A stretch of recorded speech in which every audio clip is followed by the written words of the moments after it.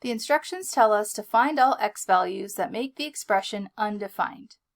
Notice that all of these are rational expressions. They look like a ratio. More specifically, I have polynomial over a polynomial in every case. So what we're really looking for here is, what are the values that make the denominator equal 0? Because that's when I would have an output that is undefined. More basically, a fraction is undefined when the denominator is 0. So our job is to set each denominator equal to 0. The first one, if I set x plus 3 equal to 0, I can simply subtract the 3 to the other side, and I have now found that the x value, negative 3, will make the expression undefined. If I plug negative 3 back in, negative 3 plus 3, that's 0. So that creates division by 0, which makes an expression undefined. So that is the answer to the first one. Now for the second problem here, I now have a quadratic expression in the denominator.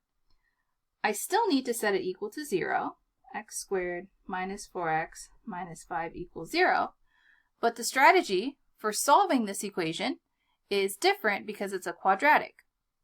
We should always try to factor. We don't want to default go to the quadratic formula every time because that takes quite a while.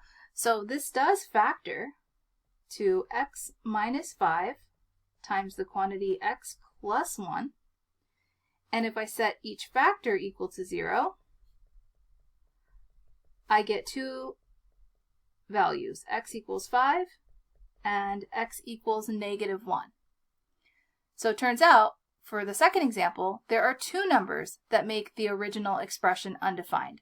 If I were to plug 5 in, it's going to make the denominator equal 0. If I plug in negative 1, it will also make the denominator. And in the last example, once again, I have a quadratic expression in the denominator. So I want to set it equal to 0. 2x squared minus 3x minus 5 equals 0.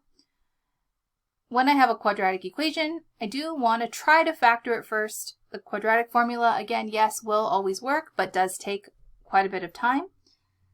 This one factors quite nicely because the leading coefficient is prime, so the only way to get 2x squared is 2x and x. So there's only so many combinations here. And so what ends up working out is if I say 2x minus 5 and then x plus 1, because 2x minus 5x does give us that negative 3x.